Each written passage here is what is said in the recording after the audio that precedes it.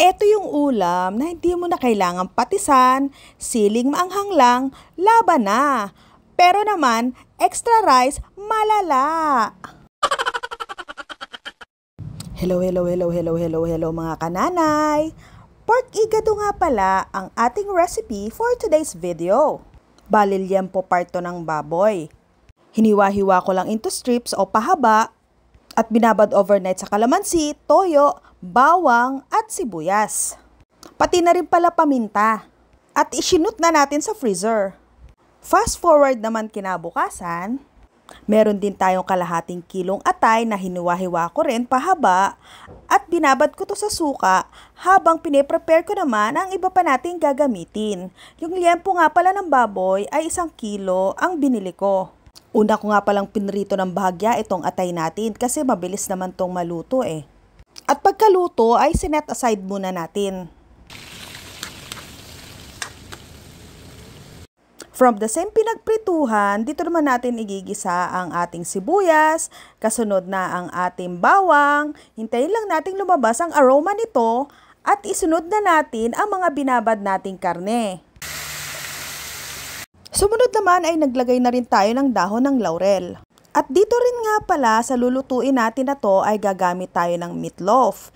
Ito yung meatloaf ng mga inabutan ko pa nung aking kabataan. Dinurog ko lamang ito para lumapot ang ating sabaw at dumagdag na rin sa ating pampalasa.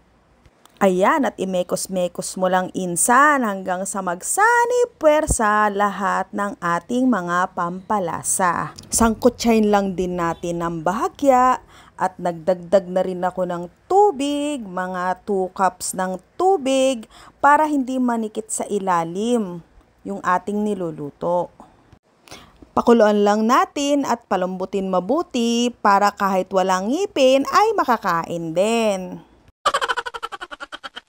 At habang kumukulo ay tinimplahan ko pa to ng suka, toyo kasi pakiramdam ko sa panlasa ko ay medyo matabang pa. Naglagay nga rin pala ako ng 3 pirasong sili, unti-unti, depende sa gusto kong anghang at sinunod ko naman ang paglalagay ng vetchin.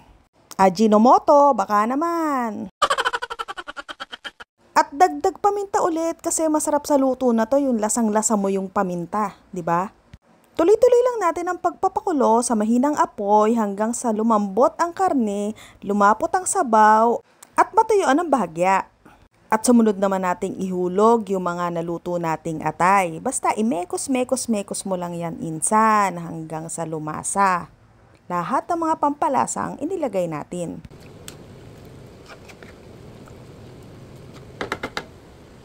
At pagkatapos ng 1 minuto ay sunod na rin natin itong mga hiniwa nating bell pepper na pahaba. At halu-haluin lang natin ulit. At para naman sa pinaka-finale ay nilagyan ko ito ng garbanzos o chickpeas sa English. At syempre, walang katapusang halo-halo nga ni. Pakuluan lang natin ng konti at okay na to. Let's eat! O ano pang hinihintay mo kananay? Kumuha ka na rin ng kanin kahit bahaw lang ay okay na yan. Sabayan mo pa ng coke kahit sakto lang. Ay nako, tsak, tapos na ang laban. Taob ang kaldero niyan. Yun lang. Maraming salamat sa inyong panonood. Hanggang sa susunod na food trip. Paalam!